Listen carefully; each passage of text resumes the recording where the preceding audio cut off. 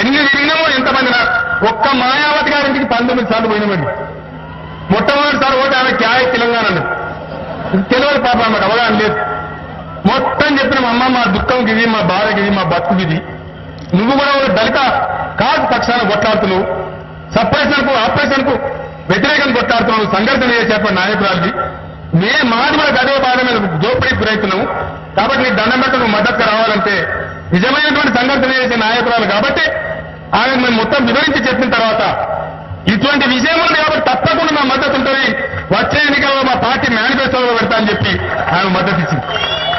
ఇట్లా ఒక్కొక్కరి ఇంటికి 10 మాటలు 20 మాటలు 30 మాటలు తిరిగి వాళ్ళు మద్రాసు ఉంటే మద్రాసు పోయి, బొంబాయిలు ఉంటే బొంబాయి పోయి, ఎక్కడుంటే అక్కడ పోయి వాళ్ళకి సంజాయించి బట్టాడని జమేసి ఇచ్చింది. అందుకే మా ఆత్మలు కాలుతుంది, మా కడుపులు కాలుతుంది.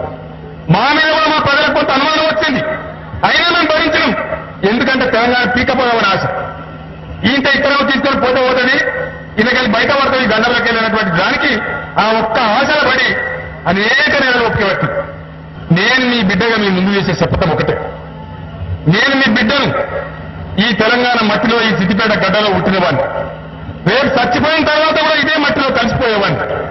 ఏ నాటికైనా ఏ రోజుకైనా ఈ రాజశేఖర రెడ్డికి, చంద్రబాబు నాయుడుకు నా గుండెల్లో ఉండే తపన నా ప్రజల గురించి, నా తెలంగాణ గురించి వీళ్లకు ఉంటుందా దయచేసి ఆలోచించమని ఈ సిద్దిపేట వేదిక నుంచి నా 3.5 కోట్ల ప్రజలకు 2 చేతులు జోడించి శిరస్సు వంచి నేను వినయపూర్వకంగా అభ్యర్థిస్తా ఉన్నాను. ఇన్ని రోజులు గత 5 సంవత్సరాలుగా నన్ను నడిపించిన నా ఊపిరి మీరు. నేను సినిమా యాక్టర్లు కాకపోయినా, బక్కపరచడం అయినా బ్రహ్మాండమైన బలం ఇచ్చి ఏనుగులతో పోరాడే శక్తి ఇచ్చింది మీరు.